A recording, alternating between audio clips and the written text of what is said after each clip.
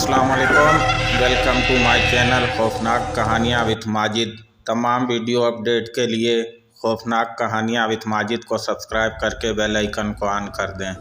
बढ़ते हैं आज की स्टोरी की तरफ। तिब्बत के पहाड़ों पर एक आतिशकदा है जहां इब्लीस के बेटों के बुत रखे हुए हैं। हर साल उनकी औलादें और उनके परवरदा मखलूक वहां इकट्ठी होती है और अपने इब्लीसी मिशन पर तजदीद अहद करती हैं। वहाँ पर यादगार के तौर पर हामा का बुत भी रखा गया है। क्या इंसान भी वहाँ जाते हैं? महावीर ने पूछा। इंसानों का वहाँ जाना बहुत मुश्किल है क्योंकि उस आतिशकंदा के चारों तरफ बर्फ़ानी पहाड़ मौजूद हैं, इसलिए बहुत कम लोग वहाँ पहुँच पाते हैं। लेकिन तुम्हारे लिए तो कोई मुश्किल नहीं होगी, तुम मुझे वहाँ ले जा सकती हो, महावीर ने कहा। तुम्हें शौक़ है वहाँ जाने का? मंगला ने पूछा तो महावीर ने इस बात में गर्दन हिलाई और वह मुस्कुराकर उसे देखने लगी। ठीक है, मैं किसी दिन तुम्हें ज़रूर ले जाऊंगी, लेकिन ये बताओ अब तुम्हारा क्या प्रोग्राम है? मेरे 40 दिन पूरे हो चुके हैं, इसलिए मैं वापस बालमपुर जाना चाहता हूँ। तुम बेफिक्र होकर जहाँ चाहो जा सकते हो, किसी में मजाल नहीं कि तुम्हारी तरफ आंख उठाकर देखे। अब कालीचरण भी तुम्हारे साथ टक्कर नहीं लेगा क्योंकि वो अब तक जान चुका होगा कि तुम भी काली देवी के भक्तों में शामिल हो चुके हो।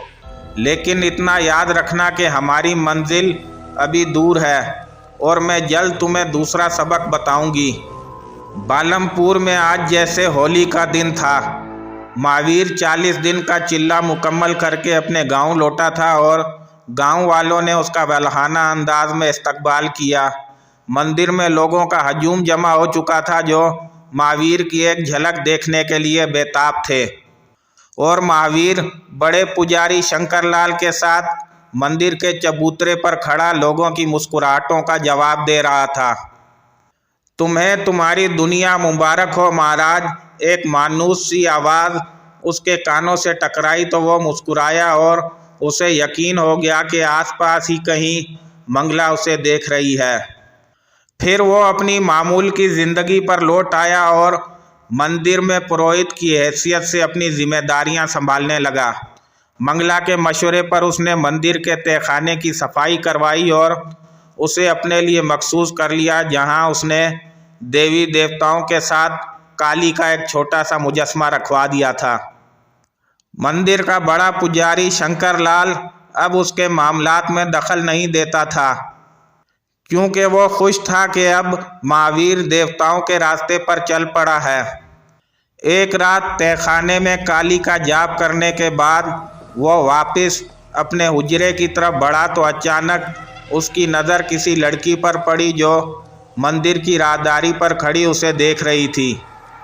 वो लड़कियों की ऐसी निगाहों का आदी था, इसलिए जवाबन मुस्कुराकर उसकी तरफ देखा और अपने कमरे में आकर सोने के लिए लेटा तो उसे वो रकासा याद आई जिसके साथ उसने अपनी ज़िंदगी की हसीन रात बिताई थी। वो बिस्तर पर करवटें बदलने लगा। उसके जहन में गर्म आंधियों के जक्खड़ चल रहे थे। उसके अंदर इंसान और शैतान में जंग होने लगी, लेकिन अब वो इंसान कमज़ोर पड़ चुका था और वो हार गया। वो जब्त ना कर सका। आहिस्ता से अपने बिस्तर से उठा और बड़ी दलेरी के साथ कमरे से बाहर निकल आया और मतलाशी निगाहों से राहदारी की तरफ देखने लगा। प्रणाम महाराज, उसके अकब से नुस्वानी आवाज़ आई। महावीर ने पलटकर देखा। वो लड़की उसके सामने खड़ी थी और बड़ी मासूमियत से उसे देख रही थी। उसके दिल में हलचल शुरू हो गई। लड़की ने उसके चेहरे के तासुरात भांपते हुए बड़े ही मायनी खेज लहजे में पूछा, क्या आपको किसी चीज़ की ज़रूरत है?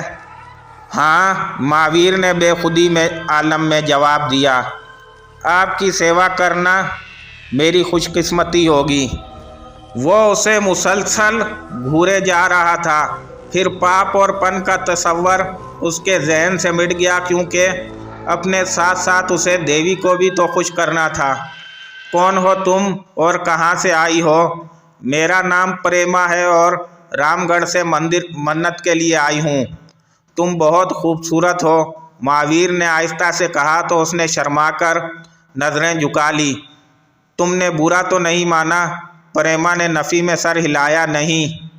महावीर ने आगे बढ़कर उसका हाथ थाम लिया, जो उसने छुड़ाने की कोशिश ना की, यूं ही खड़ी रही। महावीर ने उसका हाथ अपने लबों से लगा लिया और कहा, मुझे आज तक कोई लड़की अच्छी नहीं लगी, लेकिन अब महसूस होता है तुम मुझे पसंद आ गई हो।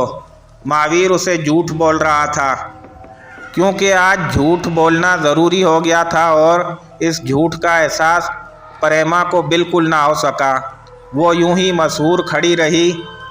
महावीर ने उसकी कमर में हाथ डालकर उसे अपने करीब किया तो वो घबराकर चारों तरफ देखने लगी। कोई नहीं है, सब सो चुके हैं। महावीर ने मुस्कुराकर कहा। उसका पूरा बदन होले होले लर्ज रहा था। वो उसे अपने कमरे में ले गया और अपनी हवस की आग बुझा ली। वो झुकी झुकी नज़रों से उसे देखने लगी तो महावीर ने उसकी जुल्फ़ों में अपनी उंगलियां उलझाकर कहा, प्रेमा, तुमने कभी किसी से मोहब्बत की है? मोहब्बत? वो आहिस्ता से बोली, हाँ की है। किससे? उसने अफसरदा निगाहों से महावीर की तरफ देखा। मैंने सिर्फ एक ही शख्स से मोहब्बत की है और वो मेरा पति है।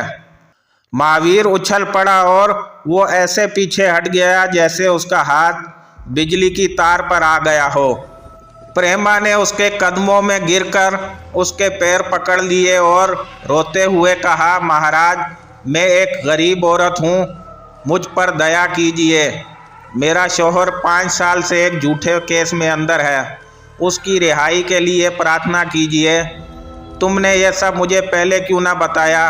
महावीर ने लरजती आवाज़ में कहा, आपने मौका ही नहीं दिया और मेरा मदा सुनने से पहले ही अपनी इच्छा बताई तो मैं कैसे रद्द कर सकती थी। फिर वो हाथ जोड़ते हुए बोली, मैंने आपका बहुत नाम सुना है महाराज, आपके दर से कोई खाली नहीं लौटता, मुझ अभागन पर भी कुछ दया कीजिए। महावीर को जैसे अपने आप से नफरत सी महसूस होने लगी।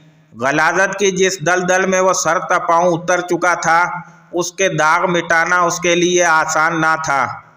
वो इतना गिर चुका था कि किसी गरीब की मजबूरियों से फ़ायदा उठा लिया। अब उसमें और कालीचरण में कोई फ़र्क नहीं था।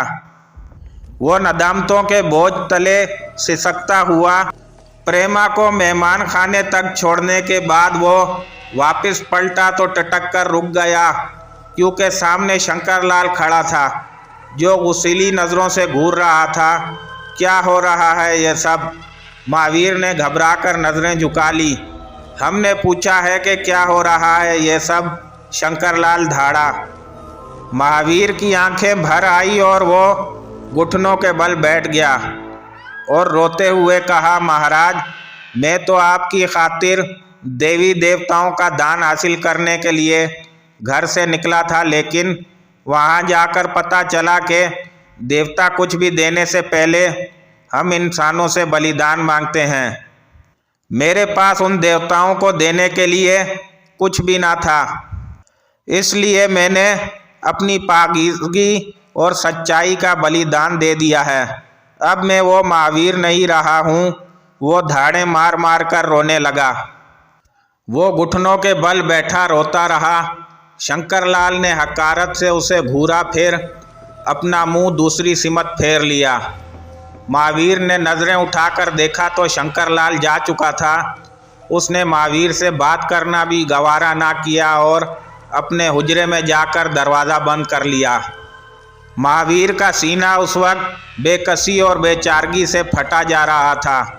उससे रहा ना गया और वह गुस्से से मंदिर से बाहर निकल आया। चांदनी रात थी और उस रात चांदनी कुछ ज़्यादा ही रोशन थी। उसने मतलाशी निगाहों से चारों तरफ देखा।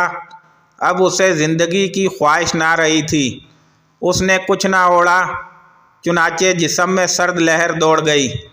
लेकिन उस तारीकी में उसकी वीरान आंखें आगे को देख रही थीं। वो दीवानों की तरह उन तारीख राहों पर निकल पड़ा था।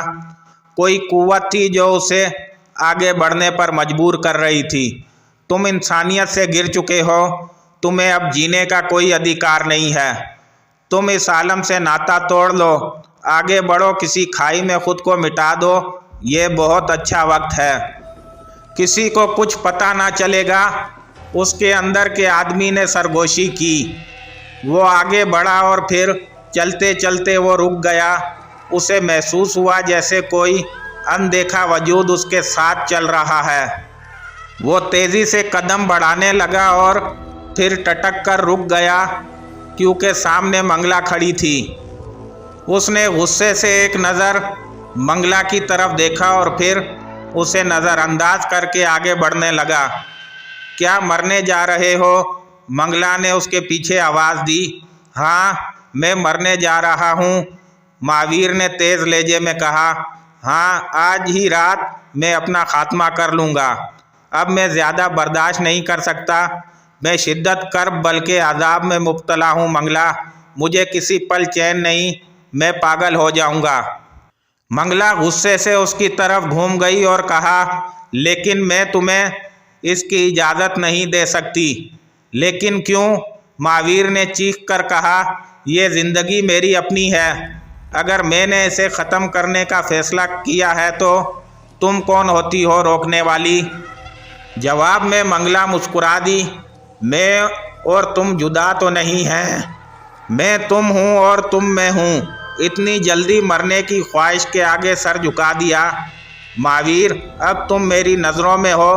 अब कोई तुम्हारी ज़िंदगी को नुकसान नहीं पहुँचा सकेगा, ना दुनिया का कोई और शख्स और ना खुद तुम।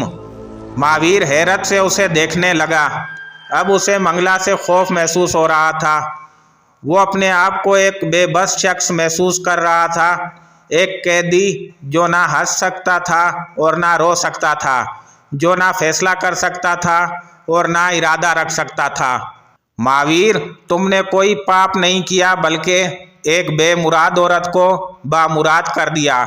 वो एक मन्नत लेकर तुम्हारे पास आई थी और आज उसकी मन्नत पूरी हुई। क्या मतलब?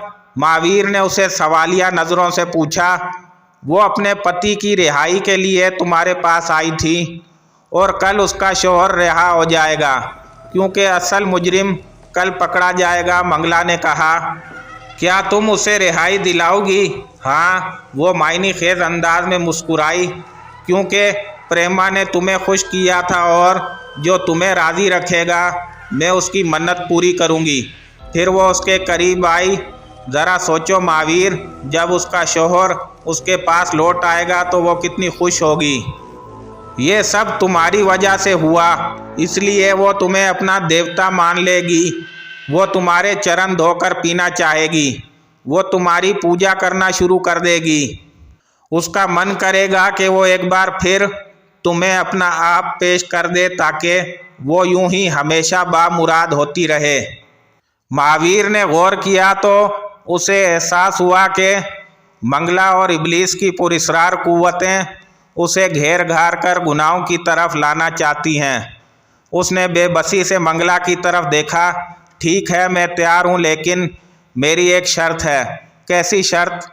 मुझे अपने जैसा शैतान बना दो, ख़त्म कर दो मेरी इंसानियत को, ताकि इस गैर इंसानी अमल पर मुझे कोई तकलीफ़ महसूस ना हो। उसने भराई आवाज़ में कहा। ओ महावीर, इस पाप और पन की उलझनों को अपने दामन से मिटा दो। तुम अब तक बेकैफ ज़िंदगी गुजार रहे थे, इसलिए तुम्हें यह सब नया और अजीब महसूस होता है। भूल जाओ अपनी पिछली सादा ज़िंदगी को। अब दुनिया की तमाम रोशनियां तुम्हारे सामने जल उठेंगी। अपना हाथ आगे बढ़ाओ और उन सारे सामानों को अपने दामन में समेट लो। बहरहाल तुम अभी मंदिर वापस जाओ। शंकरलाल तुम्हें कुछ नहीं कहेगा और तुम्हारा दिल बहलाने के लिए कल हम एक सफ़र पर निकलेंगे। कैसा सफ़र? महावीर ने पूछा। कल चांद की आखिरी रात है और उस आखिरी मंगल की स्याह रात को जिन भूत प्रेत आज़ाद होते हैं, जश्न मनाते हैं। और सिर्फ भूत प्रेत ही नहीं, आम लोग भी उस रात को सबसे ज़्यादा टूने टोटके और जादू करते हैं और पूरी रात अमल पड़ते हुए जादू की हंडियाँ उड़ाई जाती हैं। फिर वह मुस्कुराकर महावीर की तरफ देखकर बोली, हम दोनों वो रात तिब्बत में गुजारेंगे। तिब्बत याद है ना, जहाँ जाने की तुम्हारी भी इच्छा थी। इससे कबल के वो उससे कुछ पूछता, वो उसकी नज़रों से ओझल हो गई। वो दोनों तिब्बत की इंतहाई हदूद से गुजर चुके थे और अब जो सामने सरजमीन थी उस पर मुश्किल से किसी आदमजात ने कदम रखा होगा। बर्फ़पोश चोटियों का एक जंगल सा था। सैकड़ों हज़ारों बर्फ़पोश चोटियाँ। करीब ही एक मैदान के बीच में एक अकेला पहाड़ खड़ा था जो दूसरे तमाम पहाड़ों से जो उसके अकब में थे बुलंद था। वो दोनों उस पहाड़ की चोटी पर ठहर गए जहाँ से एक शहर नज़र आ रहा था और साथ ही एक बड़ा काफिला नज़र आया जो पहाड़ों पर कतार बनाए उस शहर की तरफ रवां दवा था।